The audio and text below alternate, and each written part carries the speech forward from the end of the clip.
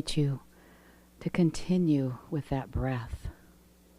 And as you breathe in, feel the love of God.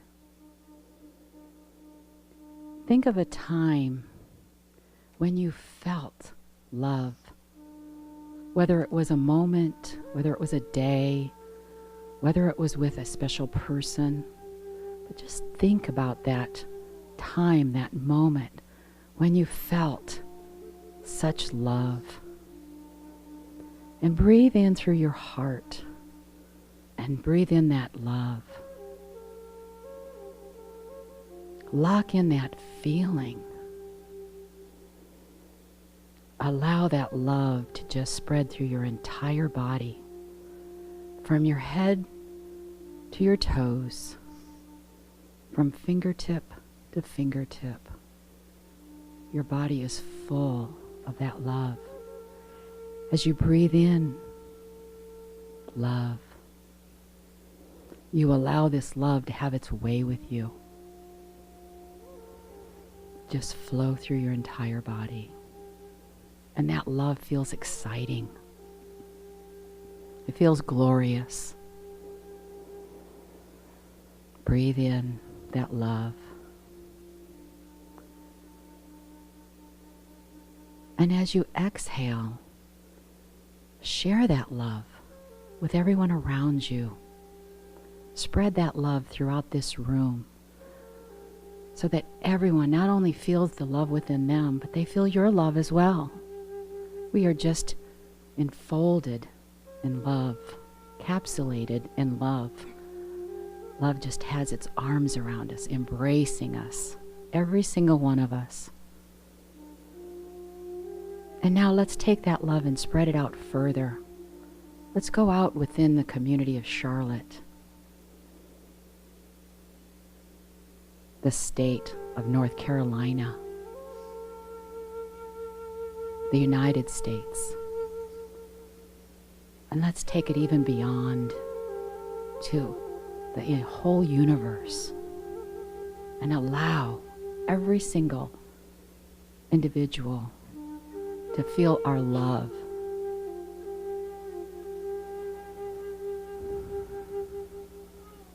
Knowing that many out there are feeling it. And it's such a wonderful feeling. And so from this place of love, let's focus on something that we desire. What is it that you desire? Ask that question. What is it that I desire? And think about it. Put your attention to it. Let it be in your thought. Let it fill your mind.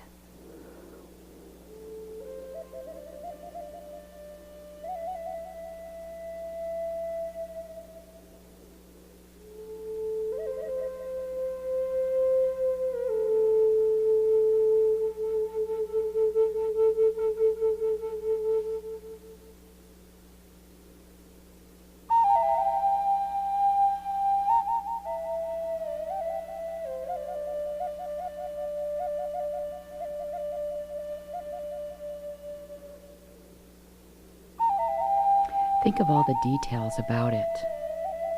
What does it look like? What does it feel like?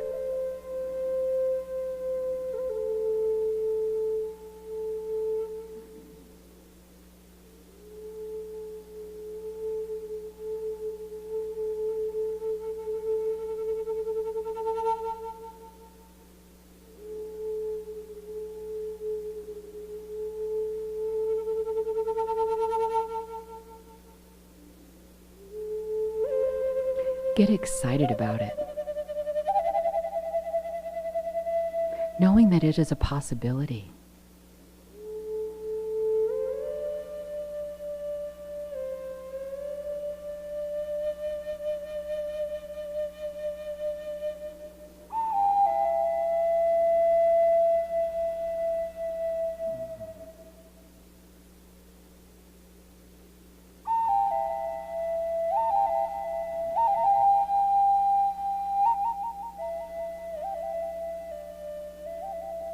And now put your thoughts back on your breath, breathing in that love and exhaling that love, sharing it so lovingly with all. And I invite you to come back into this room. Feel the seat beneath you. You might want to wiggle your hands and wiggle your toes. Just allow yourself to come back.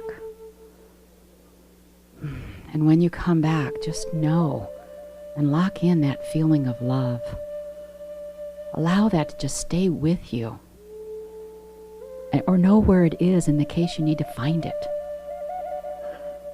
And feel excited about this desire and knowing that with God, all things are possible.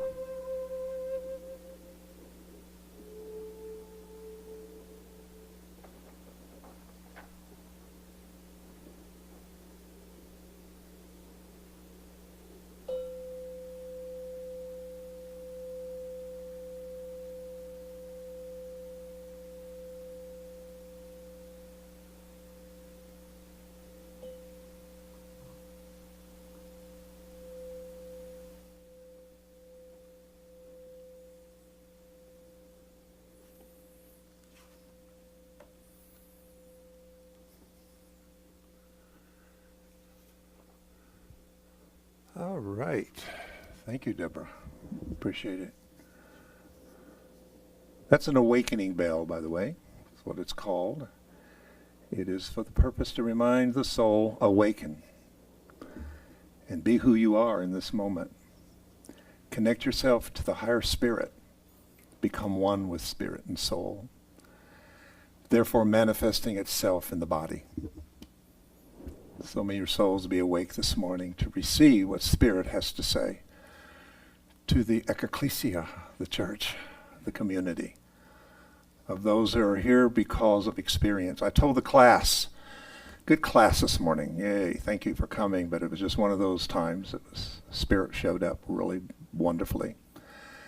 But I was telling them that what draws me to New Thought, or whatever you choose to call this community, is the fact that I realized that everybody didn't most likely grow up in it.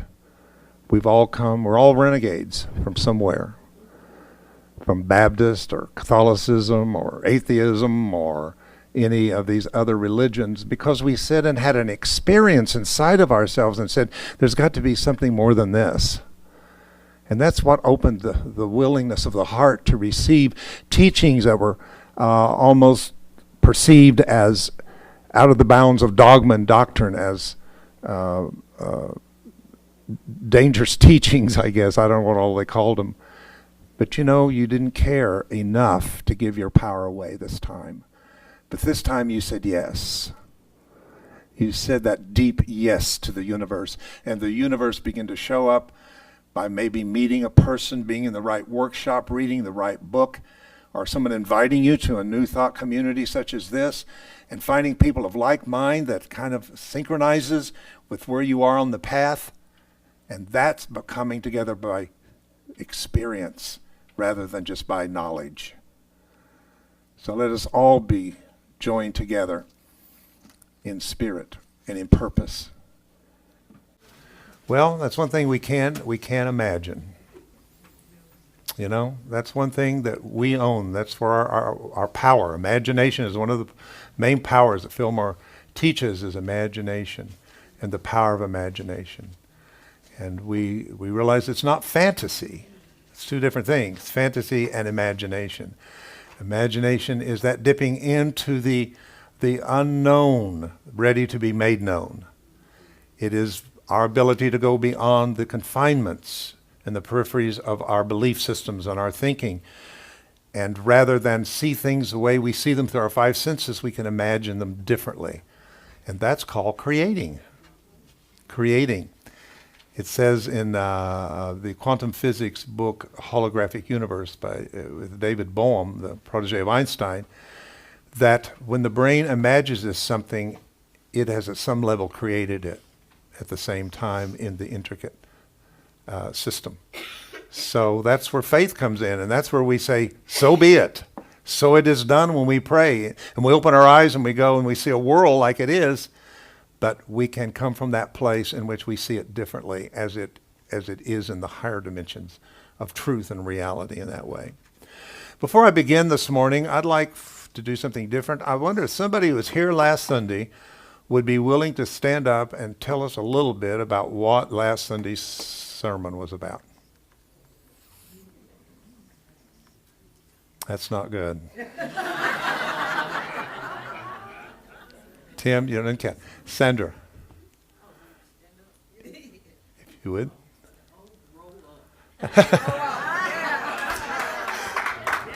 See how those catchy little lines stay with us? Joan Rivers, oh, grow up. Yeah. It was on spiritual maturity and the growths of moving from being just in a beginning elementary stage in our learning of the Christ and our adolescence and our co-creative adultship. So today's message is based upon to those who are growing up today a little bit. People say to me, how do you know these different phases? Well, you understand that babes in Christ, it's called in the Bible, are those that wanted the sincere milk of the word. In other words, they wanted the elementary aspects of it. And then adults adolescents become questioning everything. You know, what is right, what is wrong, trying to figure it all out and develop some kind of a way of looking at themselves and each other and the world. And then adults in spirit, those who grow up and learn no more childish things, are those that become responsible. They enter into the process of creating destiny itself, and they're no longer on the sidelines, but they become participants in the creative process of creating and manifesting what's called the kingdom of heaven, or however you choose to call it, into the earth today. All right, today is on consciousness. Consciousness is a word we just hear so much. Consciousness, Christ consciousness, and it's not an easy thing to get a hold of in the sense of our mental faculties. So let's try and see if the Spirit can't give us a new understanding a little bit about consciousness. Simply, I'll start out with just a simple statement that consciousness is knowing that we know. When you know what you're knowing, you're in a state of consciousness. A lot of people know a lot of stuff. No doubt about it. With the internet, with books, people are more learned probably than ever before who are seeking knowledge and information. People sound like they know what they're really talking about most of the time. We all sound good here because we've had some good training and you've been under some good teachers and speakers and you've accumulated a lot of wonderful things that if people would ask you, you would know. But I'm asking you, do you know that you know? Kind of the observer idea. Are you the observer of your knowing in the sense of being the observer of the spiritual authentic self? So let's talk about this a little bit. It is that phase, consciousness is that phase of knowing by which we take awareness to the next level of existence, or we become knowing. Today that is popular as mindfulness. The mindfulness movement is huge all over the world, and the movement has moved beyond the boundaries of any religion. It is in corporations. It is in every part of life itself that people are learning how to become more mindful. I like the idea that where my feet are is where I am in this moment. I use that all the time. When my mind starts going out somewhere and I get thinking about the future and worrying about it or regretting what I did in the past and didn't do that. If I just stop and say where my feet is where I am right now, I come back to present time. So I offer you that. It is also our relationship with what we call environment. And the environment that I'm speaking of is the inner environment of thoughts, ideas, and even our qualified beliefs. That is our environment. That is what you live in, is the mindset in which you have qualified in yourself. Because you choose to believe something, or you choose to see something a certain way, you begin to develop a perception. It is the lens of perception. It is the window of your house that you look at, and it is the way that you see it through the lens is the way that it is to you. I told the story not too many weeks ago about I had an aunt that was so judgmental about her neighbor.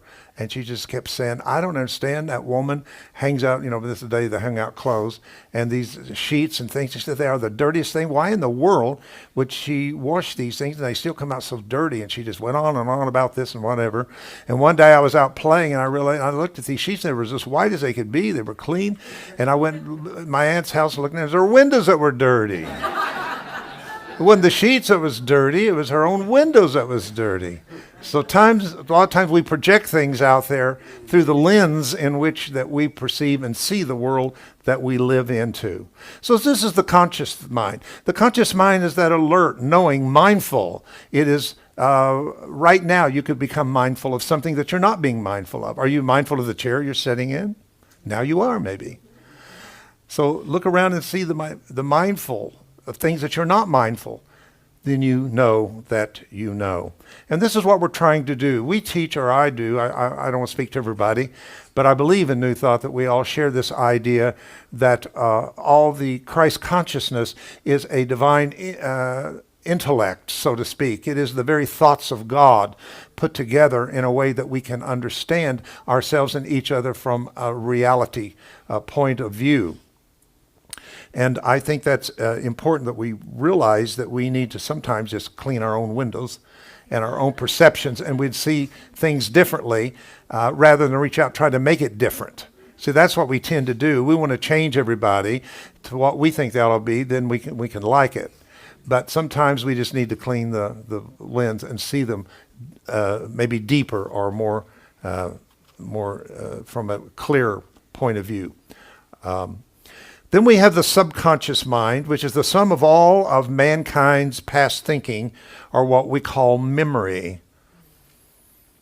So we know that is individual as well as collective unconsciousness by the psychologist Carl Jung, who taught us about the collective unconscious.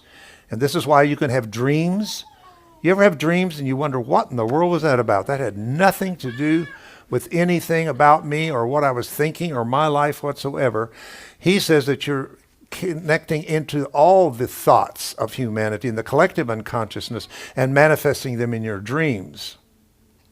So it's interesting to realize that this is a beautiful thing when you realize that you that are light workers, you that are doing any kind of spiritual energy work whatsoever, that you have access now to work with the collective unconsciousness rather than be limited to only the individual consciousness of a client or a person that you're working with. I see every person that I work with as the gateway to the collective unconsciousness, that everything that I'm doing that carries a resonance with the spiritual intelligence is therefore reverberated out into the collective unconsciousness. And when that happens enough and enough of us are doing that, that's when we start seeing changes happen.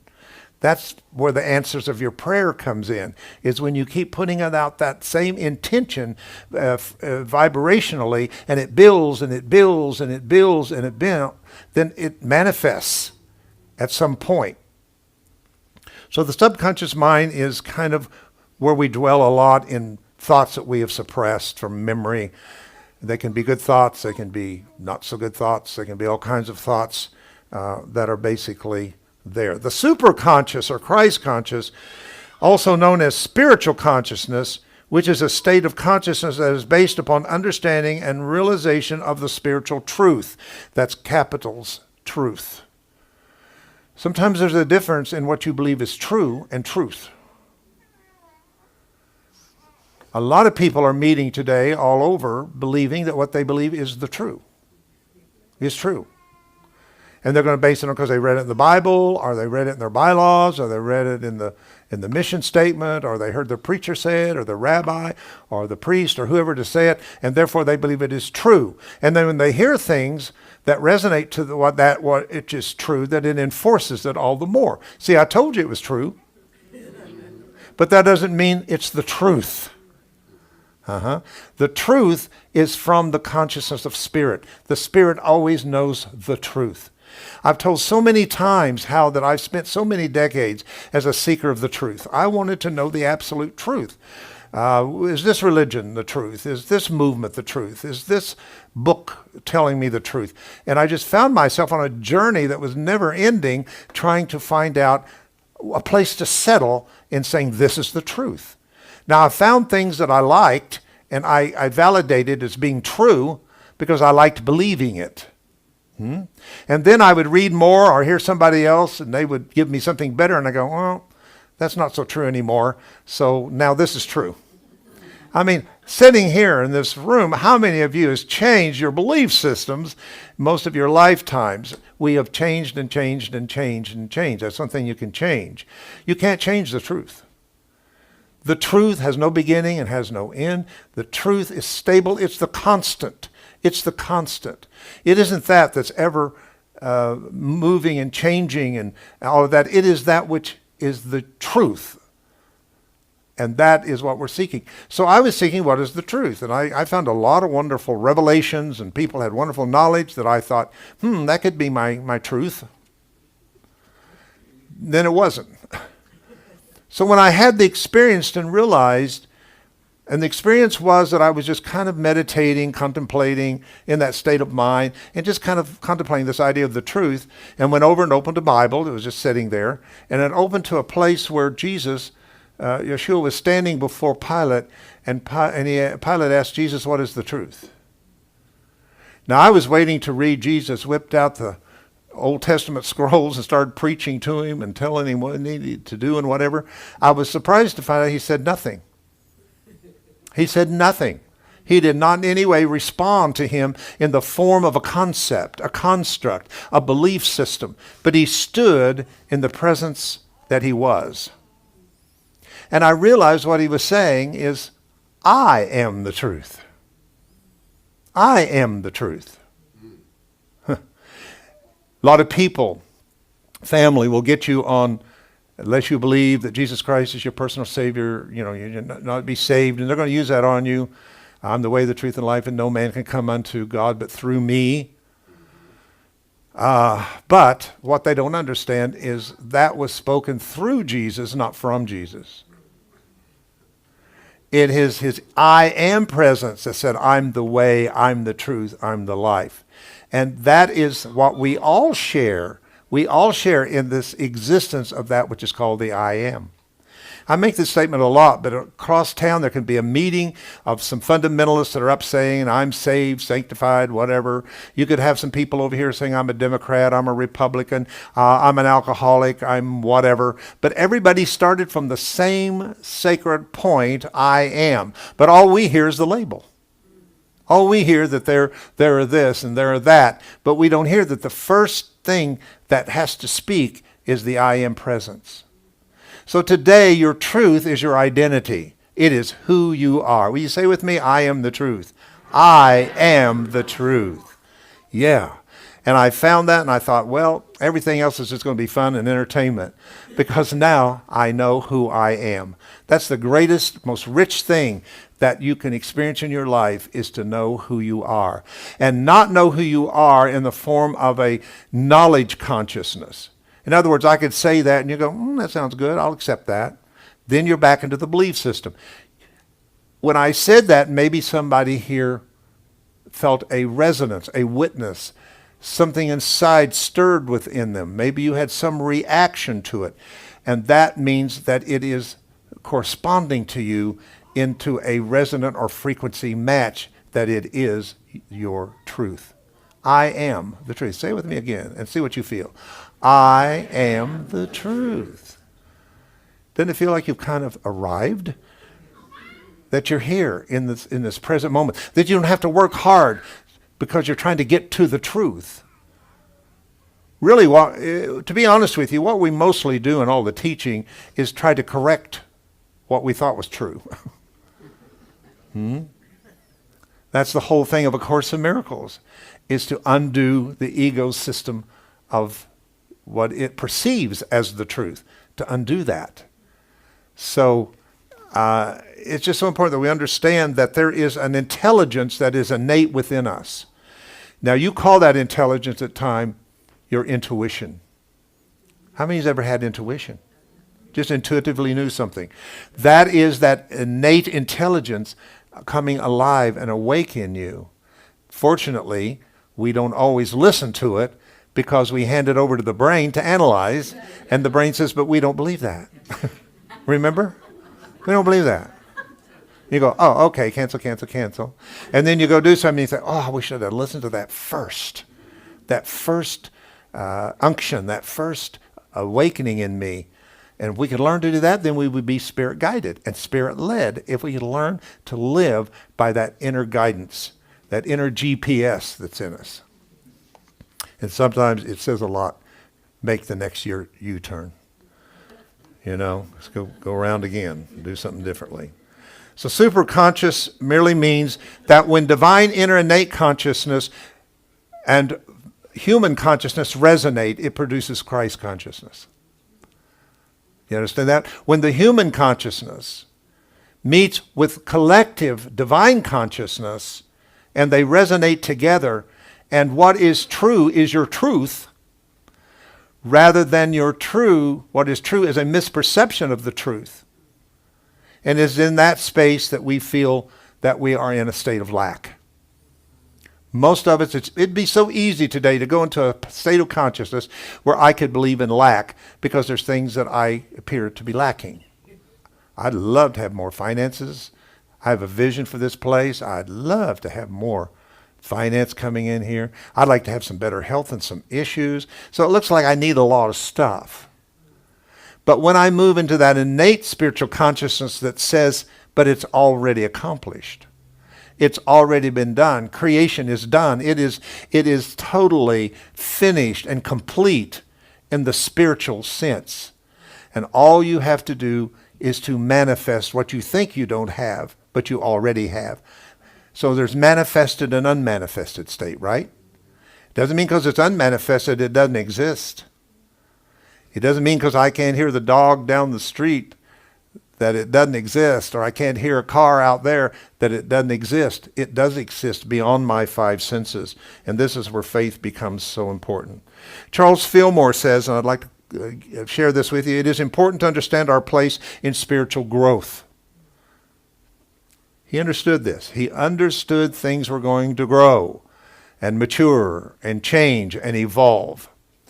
While all divine ideas such as love, life, wholeness, etc., are eternal and omnipresent, they are not so to us until we incorporate them into our human consciousness.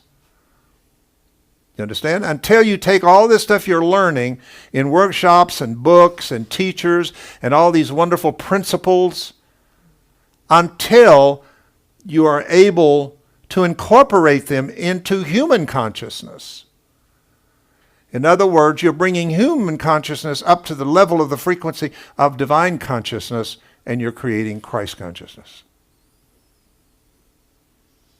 It's an experience. It's not a road that you can follow and get there by the road of just knowledge.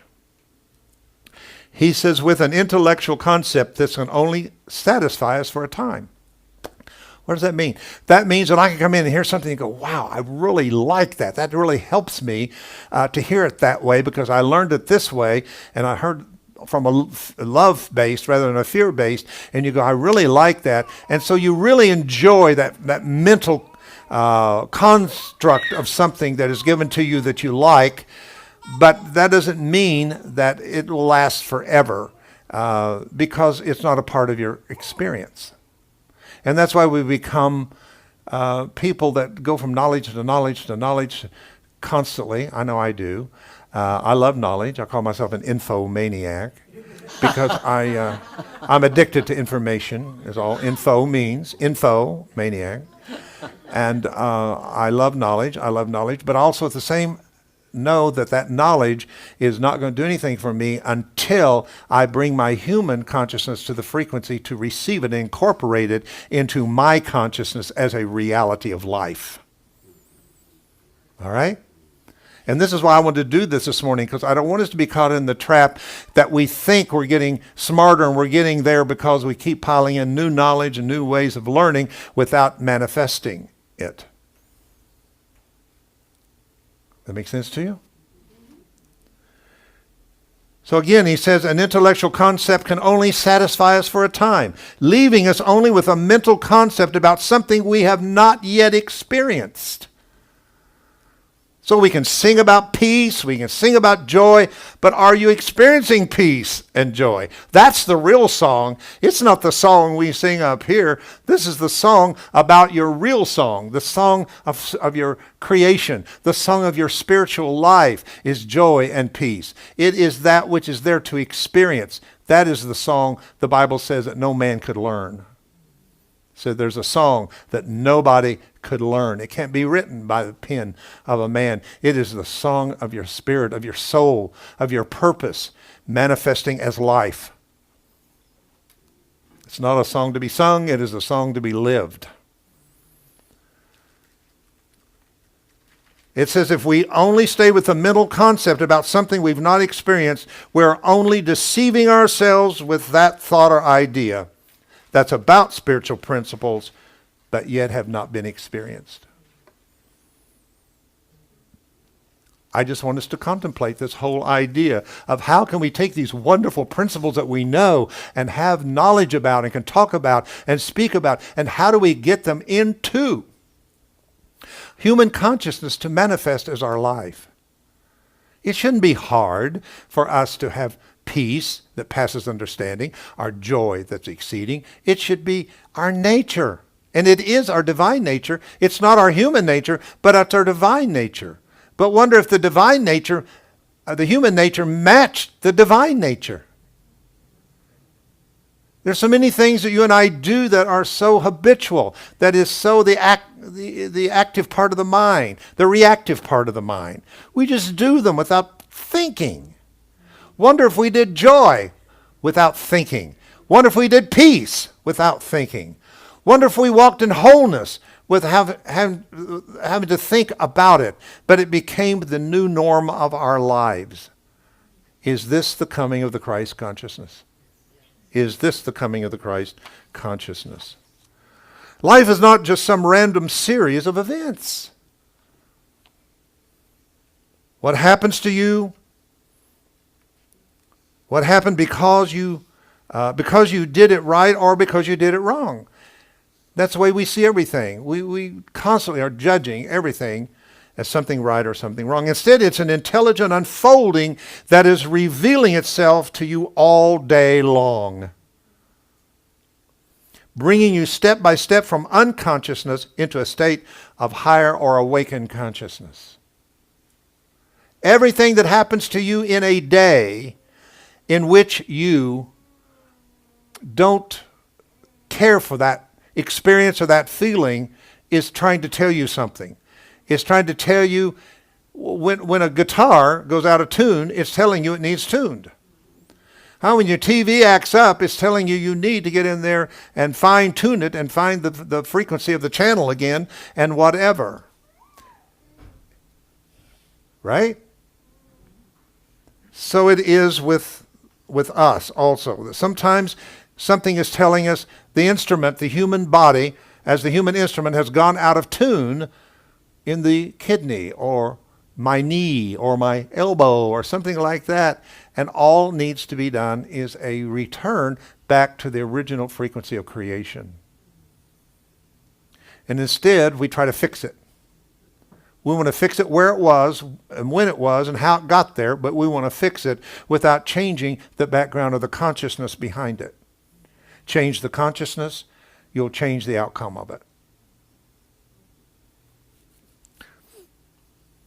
Your whole life, one of the reasons that you're here, is your journey from unconsciousness to awakened higher consciousness.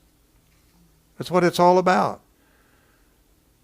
You are life, ever evolving. So what I'm going to be getting on that I'm not going to have time today, but I'm setting the background for is the 6 levels of consciousness that I want to talk to you about. And I'm going to go ahead and give you all 6 of those, and then we'll talk about them next week. So you have to come back for part 2 of this. First level is life happens to you. Life happens by you. Life happens in you. Life happens for you. Life happens through you. Life is you. These are the 6 main levels of consciousness that one goes through to find that consciousness in which we can begin to gather all of the aspects of our life into a wholeness or a completeness. There's no reason for us to be setting aspects of our life over here because it doesn't feel good or what went wrong or whatever. We'll talk about how these different things play into our life and how we move from victim to victor. From victim to victor.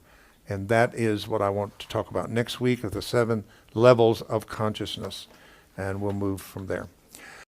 Like a lighthouse on the coast.